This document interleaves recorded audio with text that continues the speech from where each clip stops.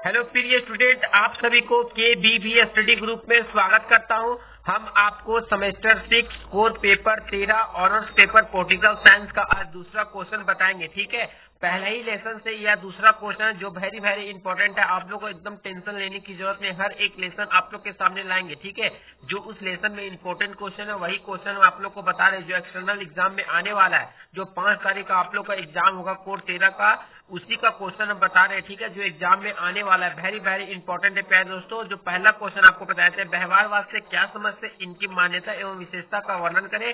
आपका दूसरा क्वेश्चन पूछ सकता है कि व्यवहारवाद का आलोचनात्मक प्रशिक्षण करें। ठीक है, बोले कि व्यवहारवाद है उनका आलोचना करें। तो सबसे पहले थोड़ा सा व्यवहारवाद को तो डिफिनेशन आपको देना पड़ेगा। तो आप लिखिएगा, सबसे पहले थोड़ा सा लिखिएगा, परंपरागत दृष्टिकोण के प्राकृतिक स्वरूप दृष्टिकोण एवं विज्ञान के क्षेत्र के विरुद्ध में तथा राजनीतिक विज्ञान को विज्ञान के स्तर पर लाने और उसे समाज उपयोगी बनाने के लिए एक प्रयास के रूप में व्यवहारवाद का आगमन हुआ। क्या लिखिए है दोस्तों, जो परंपरागत दृष्टिकोण की प्राकृतिक है, स्वरूप है दृष्टिकोण का, क्षेत्र के विरुद्ध, जब उनकी परंपरा दृष्टिकोण के प्राकृतिक स्वरूप उसके क्षेत्र के विरुद्ध तथा राजनीतिक जो राजनीतिक विज्ञान है विज्ञान के स्तर पर लाने यानी विकास के मार्ग पर लाने के लिए उसे समाज उपयोगी बनाने के लिए एक प्रयास के रूप में व्यवहारवाद का आगमन हुआ। इतना लिखिएगा। थोड़ा सा और अब संक्षेप में व्यवहारवाद को लिख लीजिएगा। ठीक है, अगर संक्षेप में कहा जाए तो व्यवहारवाद ठीक है, संक्षेप में कहा तो व्यवहारवाद एक ऐसा दृष्टिकोण है जिसका उद्देश्य नई तकनीकी, नई शिक्षा, नई पद्धति, नई ठीक है क्या क्या जिसका उद्देश्य नई तकनीकी हो, नई इकाई हो, नई पद्धति हो, एक व्यवस्थित वैज्ञानिक सिद्धांत का विकास हो, जिससे मानव के व्यवहार का अध्ययन हो। व्यवहारवाद द्वितीय विश्व युद्ध के बाद राजनीतिक विज्ञान के क्षेत्र में विज्ञान, तकनीक व तथ्य को महत्वपूर्ण स्थान देता है। कहने का मतलब यह है प्यारे दोस्तों, जिसमें मानव के व्यवहार का अध्ययन होता है। ठीक है, मानव का व्यवहार का अध्ययन होता है। और उसके बाद व्यवहारवाद जब द्वितीय विश्व युद्ध हुआ था, उसके बाद राजनीतिक विज्ञान के क्षेत्र में, जब द्वितीय विश्व युद्ध हो गया तो उसके बाद राजनीतिक विज्ञान के क्षेत्र में तकनीक व तथ्य को महत्वपूर्ण स्थान देता है। व्यवहारवाद बोलता है कि हम तकनीक को भी स्थान देते हैं, तथ्य को भी महत्वपूर्ण स्थान देता है। चलिए, अब व्यवहारवाद का आप लोग को इसकी आलोचना बताते हैं। प्यारे दोस्तों, आप लोग एकदम टेंशन लेने की जरूरत, एकदम सरल शब्दों में आप लोग को बता रहे हैं, ताकि आप लोग किसी प्रकार का दिक्कत का सामना नहीं करना पड़े लिखने में। जो इंपॉर्टेंट क्वेश्चन है वही आप लोग को बता रहे हैं, ताकि आप लोग को एग्जाम में किसी प्रकार का दिक्कत का सामना नहीं करना पड़े। अगर हमारे पढ़ाने का तरीका अच्छा लग रहा हो तो KBB स्टडी ग्रुप को जरूर सब्सक्राइब, लाइक, शेयर कर दे प्यारे दोस्तों। ठीक है, और आप लोग एकदम टेंशन फ्री रहे, आप लोग को एकदम सारा वीडियो बताएंगे, सारा क्वेश्चन जो इम्पोर्टेंट आने वाला है उसी से रिलेटेड बता रहे हैं प्यारे दोस्तों। ठीक है, व्यवहारवाद की आलोचना निम्नलिखित है। ठीक है, सबसे पहले इसका आलोचना किया जाता है, राजनीतिक व्यवहार को अंकित करना कठिन है। बोलता है कि जो राजनीतिक व्यवहार है उसको अंकित करना कठिन है। व्यक्ति के व्यवहार एवं जीवन में इतनी अधिक परिवर्तनशीलता रहती है।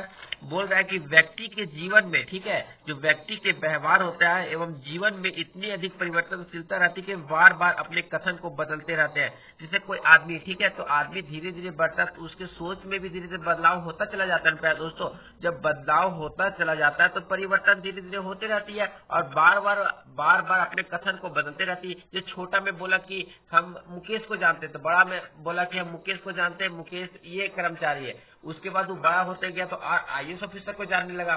उसी तरह यहाँ पे बदलाव होता ही चला जाता है और किसी एक समय विशिष्ट व्यवहार को अंकित करना कठिन है। और बोलता है किसी एक समय के बातों को लेकर चलना ये कठिन काम है, या उसको स्थान देना कठिन काम है। और ऐसी स्थिति में राजनीतिक व्यवहार को अंकित करना कठिन हो जाता है। जब ऐसी स्थिति में राजनीतिक व्यवहार को अंकित करना कठिन हो जाता है, हम उस बात को याद करने से धीरे धीरे जैसे मानव बड़ा होते जाता है, उनकी ज्ञान स्वरूपरी होते चली जाती है। इसी बात को यहाँ पे दर्शाया गया है।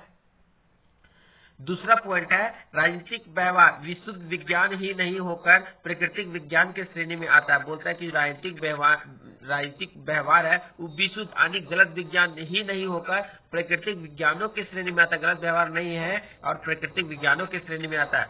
इसकी आलोचना इस प्रकार से की जा सकती है कि राजनीतिक विज्ञान में घटनाओं का जांच पड़ताल, तथ्यों का संकलन, जो बोलता है कि इसकी आलोचना हम इस प्रकार कर सकते हैं कि राजनीतिक विज्ञान में जो घटनाएं होती है, जो घटना होता है, जो घटना घट जाता है, उसका जांच पड़ताल करके, तथ्यों का संकलन करके, अगर कोई मान लो एक्सीडेंट हुआ तो एक्सीडेंट कैसे हुआ, कब हुआ, ये सब तो जांच पड़ताल तो अधिकारी पदाधिकारी आके फिर करते हैं। उसी बात को फिर अपने आंकड़ों जो आंकड़ा होता है उसको संकलन करते हैं।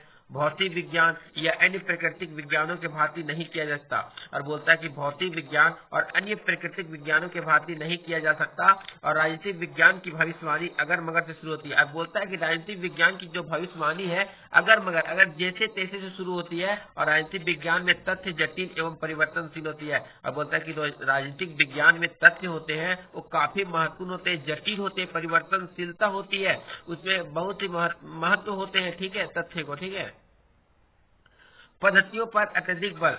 व्यवहारवादी बोलते हैं तथ्य न आंकड़े को एकत्रित करने में पद्धतियों पर अत्यधिक बल बोलते हैं। जो व्यवहारवादी तथ्य है उनको न आंकड़े को एकत्रित करने में पद्धतियों पर अत्यधिक बल देने के कारण है। बोलते हैं कि जो अत्यधिक बल देने के कारण जो एकत्रित करने की आंकड़ा होता है उसमें पद्धतियों पर अत्यधिक बल देने के कारण व्यवहारवादी राजनीति की विषय वस्तु तथा समकालीन घटनाओं एवं समस्याओं को मूल तत्वों की अपेक्षा कर बैठते हैं।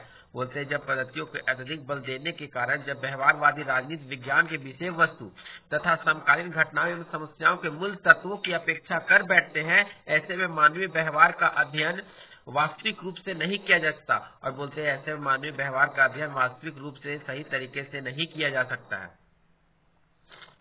मूल्य निरपेक्षता संभव नहीं। और बोलते हैं कि व्यवहारवाद की एक आलोचना यह भी है कि यह मूल्य निरपेक्षता पर अत्यधिक बल देता है। जब व्यवहारवाद बोलते हैं कि इसकी आलोचना एक तरीके से और किया जा सकता है और मूल्य निरपेक्षता पर अत्यधिक बल देता है, वह एक ऐसी मूल्यवाही राजनीतिक विज्ञान की स्थापना करना चाहता है जो नैतिक निर्णयों को महत्व से इनकार कर राजनीतिक घटनाओं का विश्लेषण मात्र तथ्यों पर करता है। बोलते हैं कि राजनीतिक विज्ञान की स्थापना करना चाहता है जो नैतिक और अच्छे निर्णयों को महत्व को इनकार कर देता है और राजनीतिक घटनाओं का विश्लेषण मात्र तथ्यों पर करता है। ठीक है, उसने अच्छे कार्यों को नकार देता है और राजनीतिक घटनाओं का विश्लेषण मात्र तथ्यों पर ही करता है। तथ्य पर जो विश्लेषण होता है वो तथ्यों पर ही करता है, जबकि इस तरह की धारणा गलत है। और बोलता है कि इस तरह से करना या इस तरह से काम करना ये धारणा गलत है, ये गलत हो सकता है। इस संदर्भ में लियो स्ट्रेस का कहना है कि मूल्य निरपेक्षता का परिणाम गठन की विजय हो सकती है।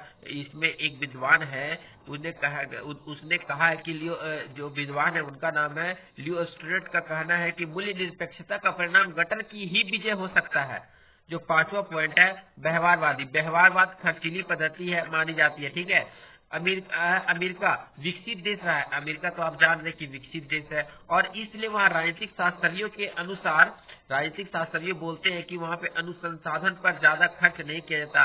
देखिए अमेरिका तो विकसित देश है लेकिन वहाँ पे राजनीतिक शास्त्री लोग हैं वह बोलते हैं कि जब वह विकसित है तो उन्हें अनुसंधान पर ज्यादा खर्च नहीं करना पड़ता है। लेकिन वही देखा जाए तो अविकसित या विकसित राष्ट्र के लिए यह संभव नहीं है।